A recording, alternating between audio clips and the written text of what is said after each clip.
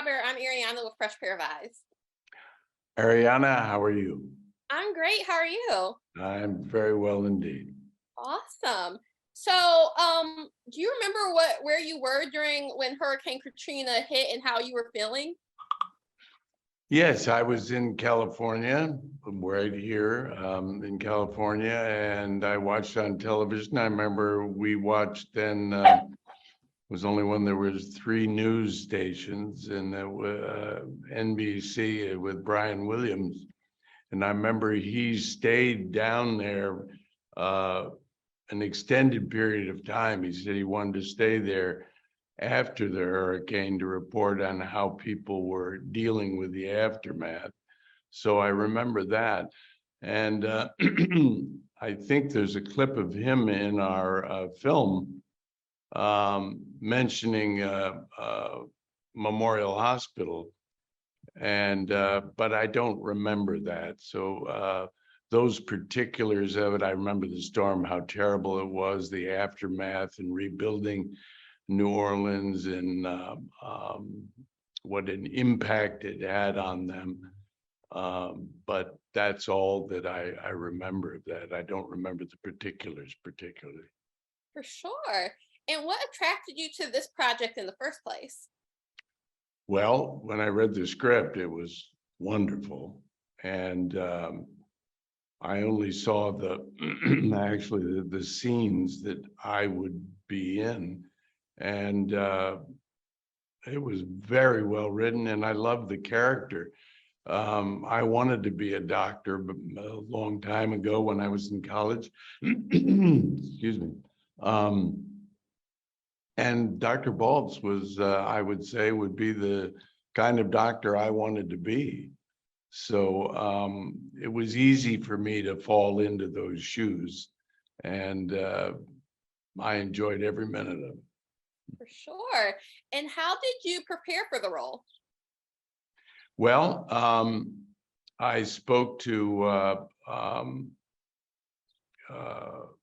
Sheri Fink, who wrote the book upon which this is based, and she was very fond of Horace Baltz, and gave me a lot of pointers of who he was and whatever.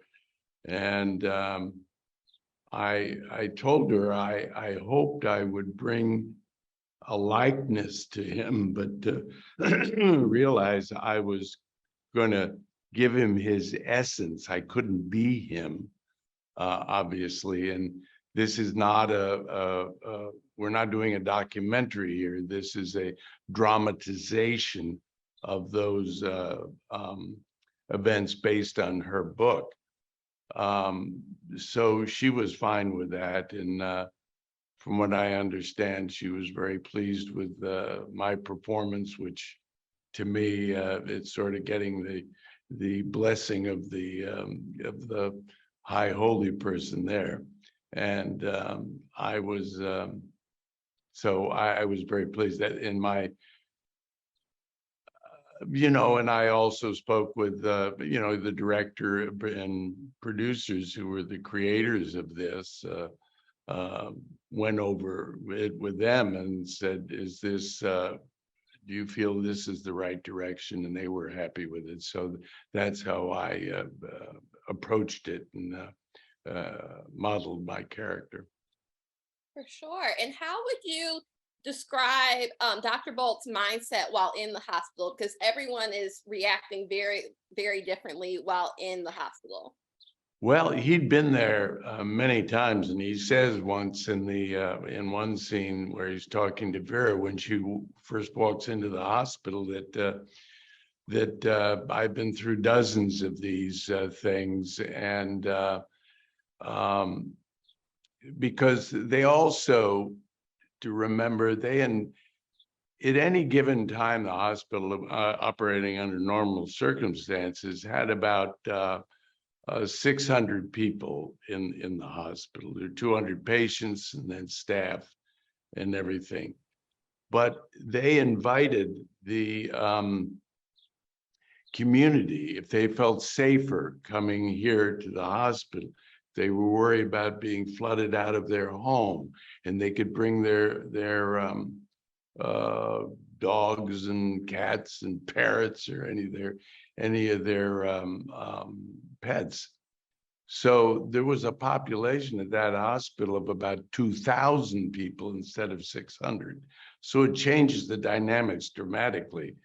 But I'd been through this dozens of times, and I tell Vera, this is like being snowed in at the airport. It's an inconvenience. And so so I was there to calm everybody down and, take it easy. It's going to be okay. We're going to get through this. But of course, then it gets worse and worse and worse and worse and worse. And that none of us were prepared for. Yes. While preparing for the role and shooting it, what was the thing that you found most shocking about Katrina that you didn't know before? Well, I guess the abandonment that they felt from the whole city. It's like nobody was in control. And I mean, that was in our script. Again, you have to keep in mind, this is not a documentary. This didn't happen. He didn't walk this way. He didn't say these exact words. This is a story. So dramatic license was taken here.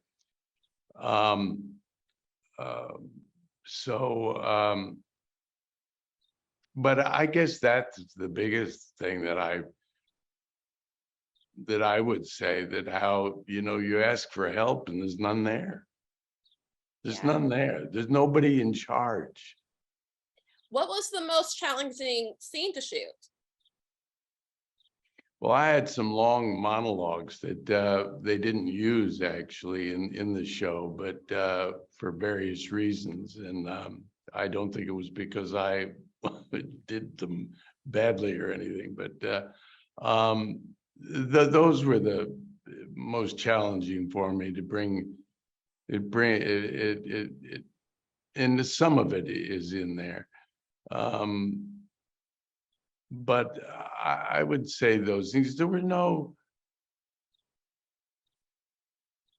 that's hard. I mean, they were all challenging.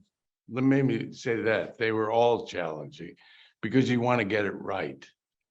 And you only have so long and so many opportunities, so many chances. So every day that I worked, I guess on this thing in particular, every scene was a challenge.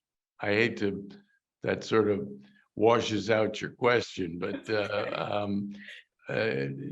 every scene was a challenge. Yeah.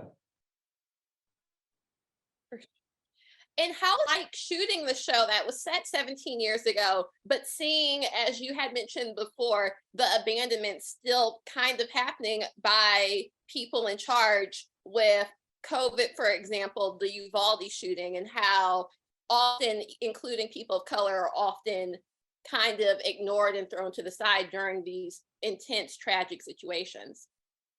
Yes, and that's very well dramatized in our show. There's a scene, and you've seen it also, correct? Yes. Yeah. And there's that scene out on the ramp when these people of color come in and they need shelter, and they said, "No, you can't come in here." They don't want, because they've heard that there are people out there looting and everything, and they're assuming it's people of color who are doing this, and there's gunfire they hear, and then this man of color has to tell them to go away and fires a warning shot at them. So he's put in a very difficult position. And so race is a big thing here, and there are two characters in our teleplay. Cornelius Smith Jr. plays one of them, who's a new doctor there, and then Adepero, who's a nurse there. And they have a scene there where Cornelius is trying to explain to her what's going on here. There's a race connection here, and of course that's that's in our news very Black lives do matter, and that's very much a part of this. And in COVID too. I mean, it was hard getting vaccinations to them and everything. It's it's an ongoing problem. I mean, we got tons of problems in this country, and that's only I don't want to say only, but it's certainly a major part of it. Yes. For sure. Well, thank you so much for taking the time to talk to me, and best of luck with this project. Thank you very much, Ariana. You take Yeah. care.